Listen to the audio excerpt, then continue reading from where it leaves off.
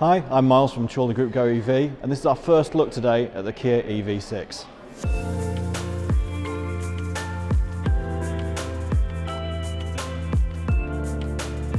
So the first thing that strikes you about the Kia EV6 is the styling. This car looks like something futuristic, and it's been brought right up to date with the new Kia logo, which came out in 2021. And we've got this sweeping headlights. This is the new digital tiger face that Kia is going to start using on its models now. This EV6 represents one of the first electric vehicles that's been designed from the ground up as an electric car. At the front of the car here you see this large grille space. It's actually blanked off. It's got active vents in there which can open if needed, but otherwise it keeps it closed, gives it more aerodynamics.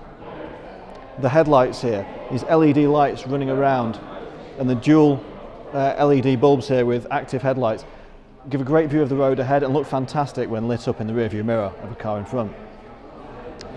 Under the bonnet here, this is the rear-wheel drive version, so we've actually got a 50-litre frunk or front trunk. And that's great for storing cables and things out of the way, so it keeps your boot free for everything else.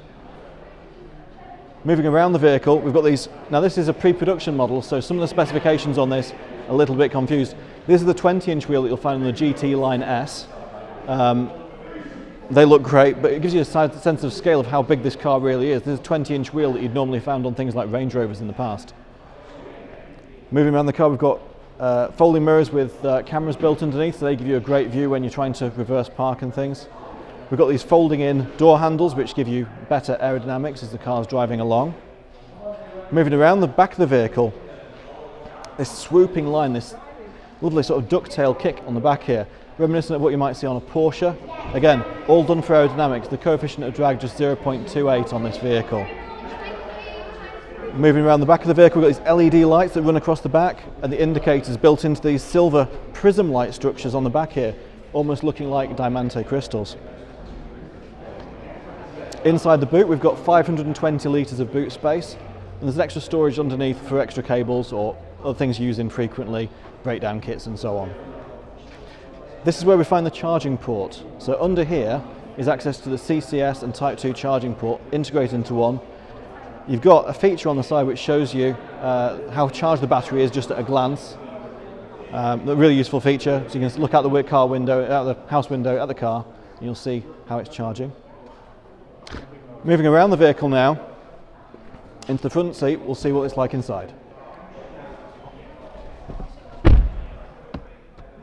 Inside the car, the interior is great. This seat is moving automatically when I get in to get it to the right position for my driving style. Inside we've got this wraparound console, these twin 12.3-inch screens which give great visibility around the car. We've got these LED lights which run across the dashboard here and around the door bins and around the centre console here. These little highlights of ambient colour really make the interior feel very premium indeed. As we're looking at the interior, we've got, on this model we've got heated seats, we've got ventilated seats, we've got heated steering wheel. All of these features here that look like leather, these are vegan-friendly leather, so no animals have been harmed in this, which is obviously something that's really of importance to people who are considering the environment for electric cars. A lot of the dashboard here has been made using recycled plastic bottles. So Kia's really thought about this car from the ground up as making it as eco-friendly as possible. So depending on the level of specification you choose for your EV6, obviously you'll get higher levels of kit with the higher specifications. So this particular model has got electric driver and passenger seat, they're heated, ventilated, you've got heated steering wheel on this as well. The rear seats on the outer are heated on this model as well. If you go for the GT Line S, you get the panoramic sunroof, which isn't included on this pre-production model that we're sat in today. The interior is very well appointed. These screens are pin sharp, really clean. On the heater controls here, we've actually got a sort of hidden buttons. These come alive when you turn the vehicle on, and then there can be a switch between either navigation and radio controls or the fan buttons depending on how on which button you press here. So it means that you cut down the number of physical buttons on the car to the minimum. Down here we've got USB, USB-C. We've got two USB-Cs in the back of the front seats as well for rear passengers. So really well appointed for charge points if you need them. Things like dash cameras or charging mobile phones and so on. We've also got wireless charging available here for mobile phones. On the steering wheel we've got these paddles which control the amount of regenerative braking. There's 6 different levels of regenerative braking we can select, which is fantastic. Most cars have a lot less than that. And we can change the drive mode here with a button. We've got Eco, Normal or Sport, and if we hold it down we get a snow driving mode, which obviously helps to control the car and improve conditions for you if it's particularly icy or snowy outside. So this screen up here, this is the one that shows you all of the climate control features. It shows you the radio station, your satellite navigation, etc. This display here is more for the driver controls, so it's showing you things like if you've got the motorway assist systems on there, so it's got lane keep and following the car in front, etc. Also, it's got blind spot monitor, so if you put your indicators on, then that puts the little camera on to show you the blind spot on that left or right hand side. So overall, the car interior looks really premium. This texture on here has actually got a texture to it. It's not just a print, it actually looks like sort of ribbing on there. Similar, I suppose, to a sort of dot matrix display. It's got some sort of lines in there, and these features under here as well, these LED lines remind me sort of like neon 1980s graphics, but feel really premium. Overall, it's a really comfortable place to sit here in the front, and I've got a great amount of space. Massive bins down here which give you loads and loads of storage area, and under this armrest you could easily fit a 2-litre bottle under there as well, so plenty of storage space if you're a family, if you're a travelling businessman and need a lot of space for putting all your bits and bats. It's really been well thought about. In the rear of the car you've got plenty of space. We've got armrests that fold down for rear passengers. We've also got a ski hatch so we can put long loads through there. These rear seats can be reclined to different angles, but also fold very flat indeed to give you a maximum load space.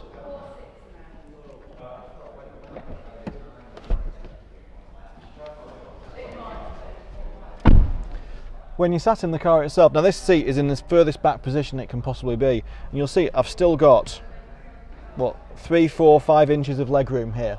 Plenty of legroom in the back. It's a lovely flat floor, so even if you're in the middle seat, you don't have to worry about being stuck, you know, higher up than anybody else or with your feet up round your knees. It's great, and we've got the USB-Cs in the back of the front seats here. That's really useful. A lot of car manufacturers put them on the back of the rear console here, which means they get kicked by your feet when you're in the back, but actually putting them up here means that it's sensible. You can reach them easily to plug your devices in. Again, room for three adults in the back, I'd say, for, you know, if it wasn't a particularly long journey. If you're doing the full 300-mile range that this car's got, then maybe 2 adults and a child might be a bit more comfortable, but everything feels really premium. These seats, this fabric here, that they've used, perforated, feels really, really nice. It's a man-made suede, so it's not, again, no animals hurt, but it's really nice sort of suede-like texture. It's really good. We've also got air vents in the back, which is handy because when you sat all the way back here with all this room, sometimes the front vents aren't powerful enough, but you've got rear vents here for the rear passengers to adjust their comfort as well, so really, really nice. So at the back of the vehicle we've got the charging port here. You'll see we've got the Type 2 socket. That's what you're going to use for your AC charging at home. And down here we've got the 2 CCS pins, so when you're using the rapid charging on the motorway, this car can charge on the new 800 volt chargers that you'll find on the motorway services. So this can charge from 10% to 80% in as little as 18 minutes. It's fantastic. It means there's barely enough time to go and get a drink and go pop to the toilet before you even come back and it's fully charged. One of the things that Kia have got on this is vehicle to load. And using this device, which plugs in to the Type 2 socket, that gives access to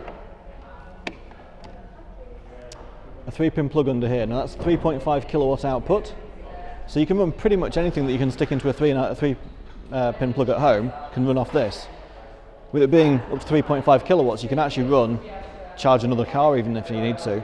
But if you go camping, you know, if you're going out perhaps in a tent or something like that, you don't have access to power, this can run your devices, so like a little fridge or mobile phone charger, things like that, for days. Okay, so it will never fully flatten the battery, so you can set inside the car the limits at which you want the car to drop to when it's using this feature. As default, it'll turn off if the car gets to 80%. You can run all the way down to 20% though, but that's user selectable inside the car. So you never need to worry about the vehicle to load flattening your battery. We've only got the car here for a day. This is a pre-production vehicle from Kia. We hope to have our actual demonstrator in stock in November, so if you'd like to find out more about this car, get in contact with Kia Blackpool today.